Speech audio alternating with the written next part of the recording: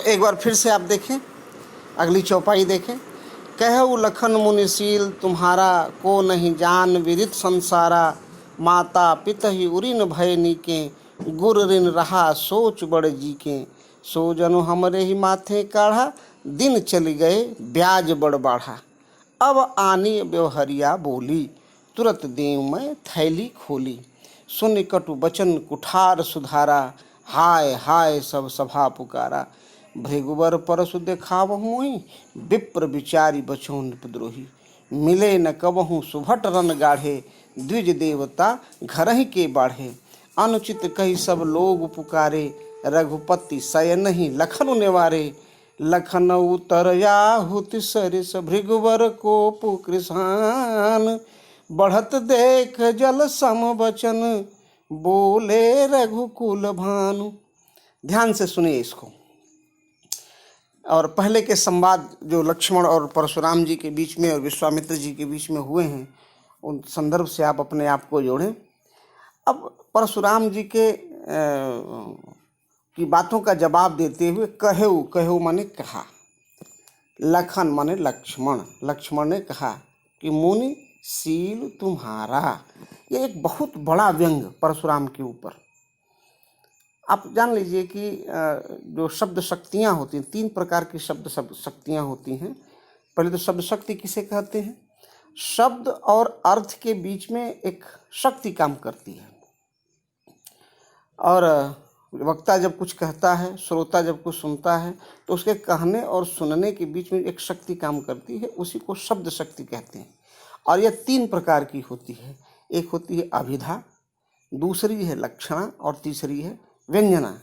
जब कथन का सीधा सीधा अर्थ निकले तो वो अभिधा शब्द शक्ति होती है, और जब लाक्षणिक अर्थ निकलता है तो लक्षणा शब्द शक्ति होती है, और जब व्यंग्यात्मक अर्थ निकले, मतलब जो कुछ कहा जाए उसके विपरीत अर्थ निकले, तो व्यंजना शब्द शक्ति होती है।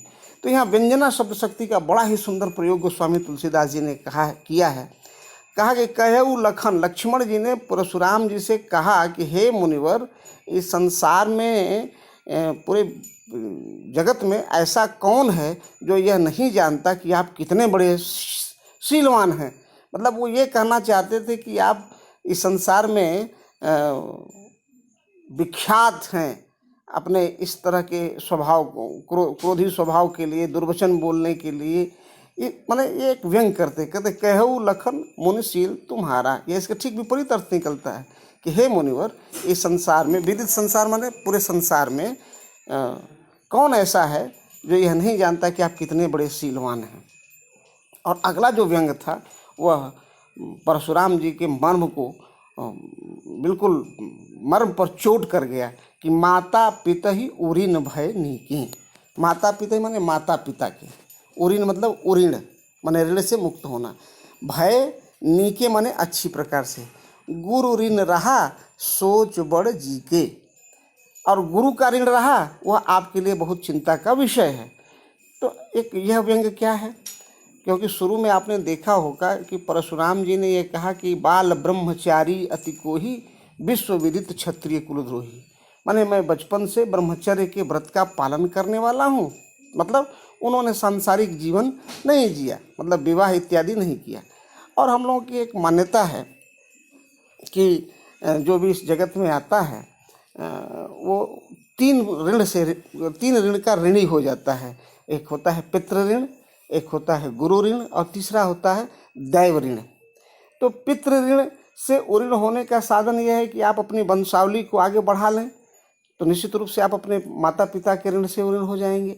गुरु ऋण से जो गुरु के द्वारा प्राप्त शिक्षाओं का प्रचार प्रसार करें, और देव ऋण से आप अपना सात्विक जीवन जिए, तो आप देव ऋण से उऋण हो सकते हैं। तो यहाँ पे मुख्य रूप से आप देखें कि माता पिता ही उऋण भय नीके। उन्होंने कहा कि हम तो ये देख रहे हैं कि आप अपने माता पिता के ऋण से अच्छी प्रकार से उऋण हो गए, मतलब कि आप माता पिता के ऋण से उऋण नहीं हुए हैं, क्योंकि आप तो ब्रह्मचारी हैं, आपने तो सांसारिक जीवन जिया ही नहीं, आपने अपनी वंशावली को आगे नहीं बढ़ाया। तो ये एक बहुत बड़ा व्यंग लक्ष्मण ने परशुराम जी को के ऊपर किया। कहा गुरु ऋण, और रह गया आपके गुरु का ऋण, तो आप हमारे माथे पर उतार लीजिए। सो जनु हमरे ही माथे काढ़ा, उसको हमारे माथा पर उतार लीजिए। और दिन बीता जा रहा है, माने जब से ये ऋण हमारे ऊपर चढ़ा है तब से इसका ब्याज भी बढ़ रहा है, क्योंकि ऋण होता है तो उसका ब्याज भी होता है, तो ब्याज भी बढ़ रहा है। तो एक काम करिए, उसको हमारे माथे पर से उतार लीजिए। और अगर आपको जोड़ने घटाने में अगर तकलीफ हो रही हो तो कहिए हम व्यवहरिया, व्यवहरिया मतलब मुनीम, माने जोड़ घटाना करने वाला। अब आनी व्यवहरिया बोली, मैं एक व्यवहरिया बुला देता हूँ, जोड़ घटाना करने वाला बुला देता हूँ, जो ऋण और ब्याज जोड़ करके बताएगा। अब मैं तुरंत अपनी थैली खोल करके आपको देने के लिए तैयार हो जाऊँगा। तुरंत देऊँ मैं थैली खोली, तुरंत माने तुरंत ही, देऊँ माने दे दूँगा, थैली खोली माने थैली खोल करके। लक्ष्मण जी की ये व्यंग्योक्तियाँ सुन करके परशुराम जी बिल्कुल लाल लाल आँख करके और भयानक रूप धारण करते हुए, सुनि कटु वचन कुठार सुधारा, माने सुनि माने सुनकर, कटु माने कड़वी, वचन माने वाणी, कुठार माने कुल्हाड़ा हाथ में धारण कर लिया। माने लक्ष्मण की ये व्यंग्योक्तियाँ सुन करके, ये कड़वी वाणी सुन करके लक्ष्मण जी बिल्कुल, परशुराम जी बिल्कुल हाथ में भयानक रूप धारण कर लिए। और सभा में जितने भी राजा महाराजा बैठे हुए थे सब हाय हाय हाय हाय सब सभा पुकारा, माने हाहाकार मच गया। और लोगों ने कहा कि अब यह नहीं होना चाहिए। तो सभी सभा में, पूरे सभा में खलबली मच गई। फिर लक्ष्मण जी ने कहा कि भृगुबर परसु देखावहु मोहि, क्या है भृगु मुनि के वंशज, भृगु मुनि के सुपुत्र, मुझे बार बार आप कुल्हाड़ा दिखा रहे हैं। और विप्र, विप्र माने ब्राह्मण, विप्र का शाब्दिक अर्थ होता है विशिष्ट प्रज्ञा संपन्न, मतलब वो ब्राह्मणों को कहा जाता है। विप्र विचारी बचो निपद्रोही, निपद्रोही माने राजाओं के दुश्मन, बचो माने बचे हुए हैं। ऐ राजाओं के दुश्मन, आप इसीलिए बचे हुए हैं क्योंकि आप ब्राह्मण हैं। आप ब्राह्मण समझ करके, क्योंकि उन्होंने पहले ही बता दिया था कि सूर महिषूर हरिजन अरुगाई, हमारे कुल इन पर न सुहाई, माने हम ब्राह्मणों के ऊपर, देवताओं के ऊपर, गाय के ऊपर अपनी वीरता का प्रदर्शन नहीं करते हैं। तो उन्होंने बताया कि विप्र विचारी, क्योंकि आप ब्राह्मण हैं इसीलिए आप मेरे हाथों से बचे हुए हैं।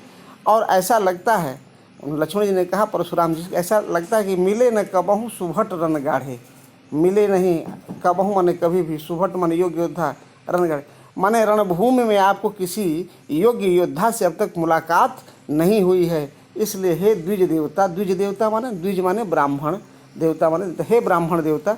द्विज का अर्थ ये होता है कि जिनका जन्म 2 बार हुआ हो। जैसे ब्राह्मणों को द्विज कहा जाता है, दांत को द्विज कहा जाता है, पक्षी को द्विज कहा जाता है, क्योंकि इनका जन्म 2 बार होता है। अब ये कैसे आप इसका अर्थ निकालेंगे? जैसे ब्राह्मणों के संदर्भ में कहा जाता है कि जन्मना जायते ब्राह्मण शूद्र, जन्म से जो ब्राह्मण शूद्र होता है और जब उसका यज्ञोपवीत संस्कार होता है और ब्राह्मण धर्म धारण करता है तब उसका ब्राह्मण के रूप में पुनर्जन्म होता है, तो इसलिए उनको द्विज कहा जाता है। दांत को, दांत 2 बार, एक बार दूध का दांत टूटता है फिर दूसरा दांत आता है, इसलिए दांत को भी द्विज कहा जाता है।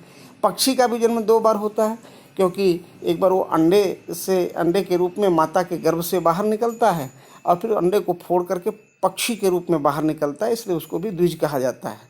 तो इसलिए ध्यान दीजिएगा कि द्विज देवता घर ही के बाढ़े, हे ब्राह्मण देवता आप घर ही के बाढ़े माने घर के ही आप शेर हैं। उनका ये कहना चाहते थे कि आप अपने घर के ही शेर हैं। ऐसा लग रहा है कि युद्ध भूमि में किसी योग्य योद्धा से आपकी मुलाकात नहीं हुई है, इसलिए आप अपने घर के ही शेर हैं।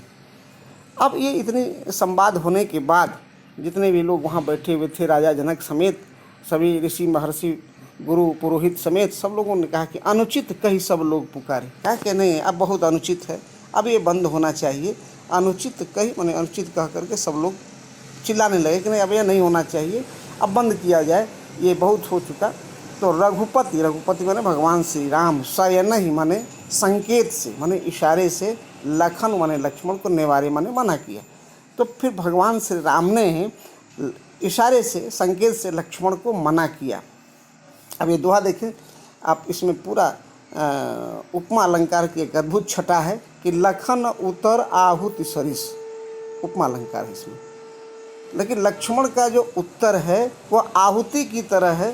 कहाँ का? भृगुबर कूप, भृगुबर कूप माने परशुराम की क्रोधाग्नि में, कृषाणु माने अग्नि, माने लक्ष्मण जी भगवान परशुराम के क्रोध रूपी अग्नि में लक्ष्मण का जो उत्तर है वह घी के तरह काम कर रहा है, और वह बढ़त देख जल संवचन बोले रघुकुल भानु। माने और उस अग्नि को बढ़त देख माने बढ़ते हुए देखकर, जल सम माने जल के समान, वचन माने वाणी, बोले माने बोले, रघुकुल भानु माने भगवान श्री राम बोले। माने बढ़त देख जल सम वचन, माने उस क्रोध रूपी अग्नि को, परशुराम की क्रोधाग्नि को बढ़ते देखकर उस पर भगवान श्री राम ने जल के समान मीठी वाणी में शीतल वाणी की वर्षा की और उस क्रोध रूपी अग्नि को शांत करने की कोशिश किया। बोले रघुकुल भानु। अब इसके बाद की चौपाई है जो आपको पढ़ना नहीं है, तो हम उस तरफ नहीं जा रहे हैं। और एक बार फिर से ध्यान से सुने। कय लखन मुनिशील तुम्हारा, को नहीं जान विदित संसारा। माता पिता ऋण भय नीके, गुरु ऋण रहा सोच बड़ जी के। सो जनु हमरे ही माथे काढ़ा, दिन चली गए ब्याज बड़ बाढ़ा। अब आनी व्यवहरिया बोली, तुरंत देव में थैली खोली। सुन कटु वचन कुठार सुधारा, हाय हाय सब सफा पुकारा। भृगवर परसु देखावह मोही, विप्र विचारी बचौ निपद्रोही। मिले न कबहू सुभट रन गाढ़े, द्विज देवता घर ही के बाढ़े। अनुचित कही सब लोग पुकारे, रघुपति सयन ही लखन नेवारे। लखन उतर आहुत सरिस, भृगुवर कोप किसान। बढ़त देख जल संवचन, बोले रघुकुल भानु। लक्ष्मण जी ने परशुराम जी के ऊपर व्यंग करते हुए कहा कि हे मुनिवर, ऐसा संसार में कौन है जो यह नहीं जानता कि आप कितने बड़े शीलवान हैं, और आप माता पिता के अपने मातृ ऋण से, पितृ ऋण से तो आप अच्छी प्रकार से ऋण हो ही गए हैं। अब रह गया गुरु का ऋण, तो आप हमारे माथे पर उतार लीजिए। और समय बीतता जा रहा है तो आपके ब्याज के साथ, आपका ऋण के साथ आपका ब्याज भी बढ़ गया होगा। और कहिए तो मैं जोड़ घटाना करने वाले एक मुनीम को बुला लेता हूँ, वह जोड़ घटाना कर देगा, और मैं तुरंत अपनी थैली खोल करके वो माने ऋण और ब्याज सब मैं चुकता कर दूँगा। पर लक्ष्मण की इस कड़वी वाणी को सुन करके परशुराम जी बिल्कुल अपने हाथ में कुल्हाड़ा धारण कर लेते हैं। पूरे सभा में हाय हाय मच जाता है, हाहाकार मच जाता है। तो लक्ष्मण ने कहा कि हे भृगु मुनि के वंशज, आप बार बार मुझे फरसा दिखा रहे हैं, मुझे बार बार कुल्हाड़ा दिखा रहे हैं, और आप अब तक जो मेरे हाथों से बचे हैं वह इसीलिए बचे हुए हैं, हे राजाओं के दुश्मन, कि ब्राह्मण समझकर मैंने आपको अभी तक छोड़ा है। और ऐसा लग रहा है कि युद्धभूमि में कभी किसी योग्य योद्धा से आपकी मुलाकात नहीं हुई है। इसलिए हे ब्राह्मण देवता, आप अपने घर के ही शेर हैं। और इतनी बात सुनने के बाद जो सभा में लोग विराजमान थे, उन लोगों ने कहा कि ये उचित नहीं है, अब इसको बंद किया जाए। मैंने हाहाकार मच गया। और भगवान श्री राम इशारे से लक्ष्मण जी को मना करते हैं। माने इस प्रकार गोस्वामी जी लिखते हैं कि लखन उतर आहुति सरिस, भृगुवर कोप किसान। माने भगवान परशुराम के क्रोध रूपी अग्नि में उत्तर, लक्ष्मण का जो उत्तर था वह घी की तरह था, और इसको बढ़ते हुए देख करके जल के समान शीतल वाणी में भगवान श्री राम बोले। तो इसमें आप देखें कि लखन उतर आहुति सरिस, उपमा अलंकार है ना। जब उपमेय से उपमान की समानता की जाए, तुलना की जाए, तो उपमा अलंकार होता है। अब भृगुवर कोप किसान, माने इसमें रूपक अलंकार है। बढ़त देख जल संवचन, बढ़ते हुए देख करके जल के समान वाणी, उपमा अलंकार। बोले रघुकुल भानु, अर्थात रघुवंश के जो ध्वजा पताका थे, अर्थात रघुकुल तिलक भगवान श्री राम मीठी वाणी में बोले, और लक्ष्मण को उन्होंने मना किया।